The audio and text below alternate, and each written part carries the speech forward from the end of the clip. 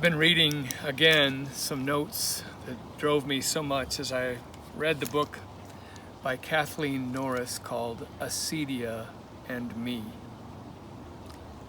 I wouldn't recommend this book if you're not really willing to do some kind of deep reflection. But if you are, if it's a good space in your year or your journey, Acedia and Me by Kathleen Norris. Here's one of the pivotal lines that I find more than half the way through the book. When I was nearing 50, the person I had thought myself to be disappeared.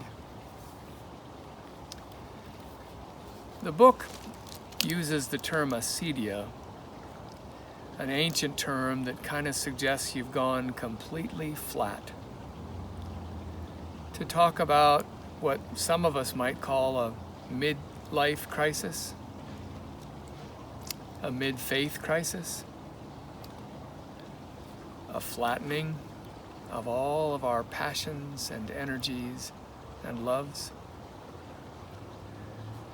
I remember she quoted at one point, "The touchstone of God at work," this is from a Carmelite nun, Ruth Barrows, "is the ability to recognize that God is trying to get us to accept a state where we have no assurance within that all is well." I read this book when I needed it. If you find at any point in this long wait for our solutions to be acted on in this country over COVID,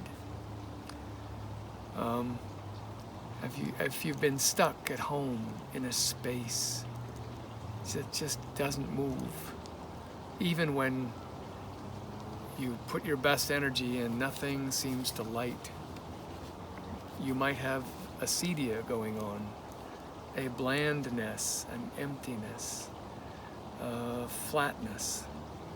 And I would love you to read this book, Acedia and Me by Kathleen Norris. I'm glad I did. She's a real human being, and so are you. And she, like you, is about love first.